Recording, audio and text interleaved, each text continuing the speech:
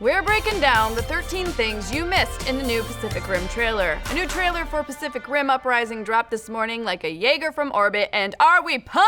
That's what I'm talking about! It's been 5 years since the Guillermo del Toro giant creature feature first hit theaters, and it looks like the sequel has used that time to marinate into a perfect dish of monsters, mech, and mayhem. So let's pull out our magnifying glasses and zoom in on all the things you may have missed. Potential spoilers, I guess. Maybe? No, not really. Just gonna say that to save my own ass. First off, right at the jump, we're already getting new context on who John Boyega's Jake Pentecost is. We knew he was the son of Idris Elba's stacker Pentecost, who canceled the apocalypse in the first Pacific Rim. But here, he's definitely not the hero his father was. We see him sitting in a jail cell, a far cry from the in-world marketing material that paints him as this world's golden boy. We see later in the trailer more of this bad boy image as he lays about in the ruins of a Santa Monica beach house skewered by a kaiju skeleton. And if we pull from the Pacific Rim comics, we get a picture of Santa Monica that has been virtually destroyed by the previous kaiju threat. Next up, the Jaeger Gypsy Avenger is dropped into a protest or rally of some sort with signage that reads "False Prophets" over Jaeger symbolism.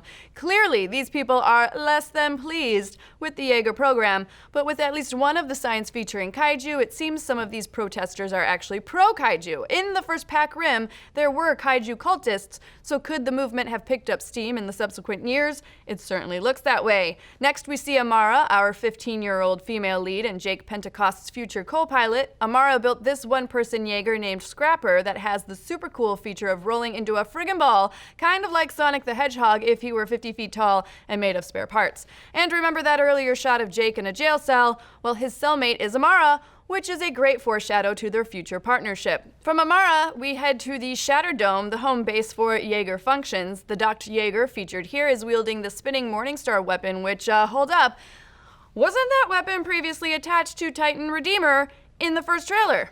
So does this mean that various weapons can be swapped out between Jaegers? This would be a very useful feature for the Jaeger program, allowing them to customize based on need and performance.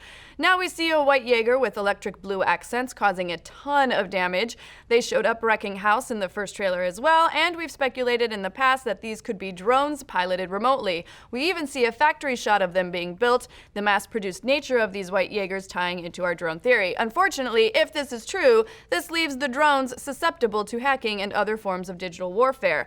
If we are right, that would explain this ominous shot of 4 Jaegers shooting a beam into the ocean and a kaiju rising up from the rift. Who wants the kaiju to return, and what is their plan for the world? Now, we also have some new details about this shot of a Jaeger going head-to-head with Gypsy Avenger in the first trailer. Now, we now know that this is a rogue Jaeger called Obsidian Fury. We assume it is controlled by the people in charge of the drones opening up the dimensional rift. Is it their Black Ops unit, or is it a complete new X Factor? We'll have to wait and see, which leads us to the Jaeger laid out on its back in this shot. Our money is on it being Obsidian Fury. Since Jaegers tend to be built and stored vertically and this one is lying on its side, that leads us to believe this Jaeger is either being repaired or it's being salvaged after a particularly devastating battle. Next up, this group shot outside of the Shatterdome is giving us major Cape Canaveral vibes. In the previous film, we saw Jaegers deployed via helicopter drop, but between the two Uprising trailers, we now know that Jaegers are using giant rockets to propel themselves across the planet. Here we have a street shot of the Jaegers. Noticed that earlier. We see Gypsy Avenger with blue-tinged blades, but here the giant mech has orange-tinged blades, similar to the ones used by Obsidian Fury. Were the weapons stolen? Have the bad guys turned good? We aren't sure, but we're excited to find out. Also worth noting is that the Jaegers are more fluid and acrobatic than in the first movie. We see that here with a Jaeger doing a flip in the middle of combat and a backbend here to avoid an attack. Now this might be the first time we've ever seen a Jaeger leave the ground in combat. And we also get a cool glimpse at some of the new weapons, like this giant whip, although things don't seem to go too well for those pilots. And in this very last shot, we have Gypsy Avenger approaching Earth from the stratosphere. Notice it's using the gravity sling, which is a clear homage to the gravity gun from Half-Life 2. And even earlier in the trailer, we saw it crumple a bunch of cars into a ball with its gravity weapon. Half-Life 3 confirmed, y'all! Just kidding. But that would be awesome. Like, seriously. Just announce the goddamn game already, for f***'s sake! Like, why are you doing this to us? But what do you folks think? Are there any details from the Pac Rim Uprising trailer we missed? Who do you think the rogue Jaeger pilot is, and is Half-Life canon in the Pac Rim universe? Sadly, no. But how cool would that be? Let's discuss. Be sure to like and subscribe. And hey, Alicia. Hey, Chobot. I hear you have a new show, so want to tell us about it? I do. Fangirling is back for season 2 on ProjectAlpha.com. We're airing every Wednesday.